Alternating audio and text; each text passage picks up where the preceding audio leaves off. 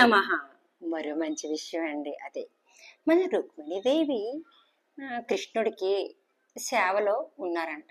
ఉంటే నేను అర్జునుడి దగ్గరికి వెళ్ళి చూసి వస్తా అని అంటే రుక్మిణీదేవి వెంటనే అన్నారంట, నేను ఇప్పుడు మీ సేవలో ఉంటానని మీరు అర్జునుడి దగ్గరికే వెళ్ళొస్తామంటారు ఎందుకో నాకు అర్థం కాదండి అని అంటే, కానీ ఆ మాటనేమి పట్టించుకోకుండా కృష్ణుడు ఏమన్నారంట తెలుసా,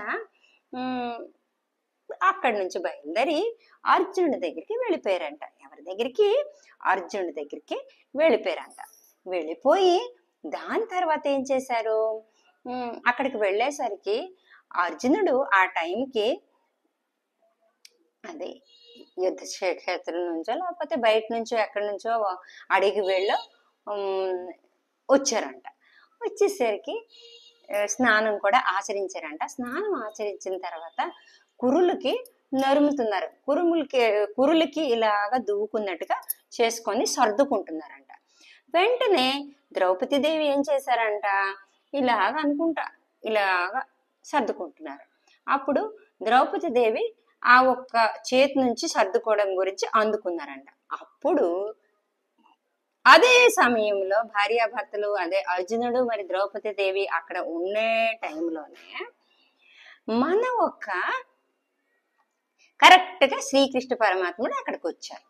వచ్చి వెంటనే ద్రౌపది చెయ్య ఎక్కడైతే తలపైన ఉండేదో కృష్ణుడు అందుకొని నరిమేరంట. నరిమితే ఈలోపు తన వెనకతలే వచ్చారు కదా ఎవరు, రుక్మిణీదేవి. వస్తే చూసి ఇంకా కోపం వచ్చిందంట. కోపం వస్తే ఇలా అని కృష్ణుడి సైకి తెలుసు కదా, సైక్ చేశారంట. ఎవరికి? రుక్మిణీదేవికి. ఏమి నువ్వు కోపపడక అని అనేసరికి ఊరుకున్నారంట. నేనేనేంటి, నువ్వు కూడా రా శిరోజాలు సర్దు శ్రీకృష్ణ పరమాత్ముడికి అంటే ఇంకా కోపం వచ్చిందంట. వచ్చిన తర్వాత కానీ భర్త మాటకి జవదాటలేరు. రుక్మిణి ఏం చేశారు, వెంటనే వెళ్ళి కృష్ణుడితో పాటు ఆ తలని అలా దువ్వారంట. దువ్వితే అంతటితో ఊరుకున్నారు శ్రీకృష్ణ పరమాత్ముడు. కృష్ణలీలలు కదా. ఏమన్నారంట, ఆ ఒక్క శిరోజాలకి నీ చెవు దగ్గర నీ బొగ్గ దగ్గర పెట్టి నరుముకో. ఎవరిది? అర్జునుడు శిరోజాలకి. ఇంకా కోపం వచ్చిందట.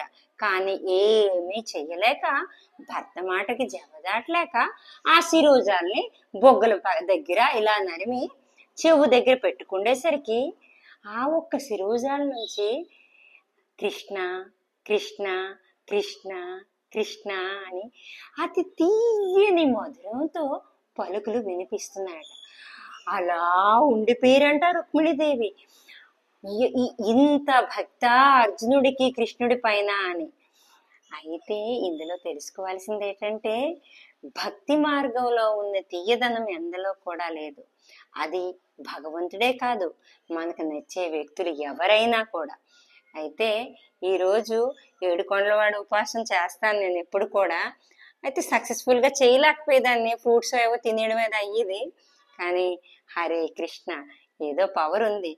తెల్లవారు లేచిన నుంచి ఏ పని చేసినా అతను ప్రార్థనతోనే చేశా. తెల్లవారి అన్ని రకాలు చేస్తే ఎంతో, ఉపవాస దీక్షలో ఉన్నా కూడా అంతే అని అంటే అదే ఆచరించుకొని ఎన్ని పనులు చేశానో తెల్లవారి నుంచి. ఇంతటితో సెలవు తీసుకున్నాను. గుడి లేదు, గోపురం లేదు, ఇంటికి పెంచిన గుడి లేదు. తప్పులుంటే మన్నించండి. ఓం హరి ఓం నమః. హరే కృష్ణ కృష్ణ కృష్ణ హరే హరే, హరే కృష్ణ కృష్ణ కృష్ణ హరే హరే, హరే రామ రామ రామ హరే హరే. తప్పులుంటే మన్నించండి. ఇంతటితో సెలవు తీసుకుంటున్నాను.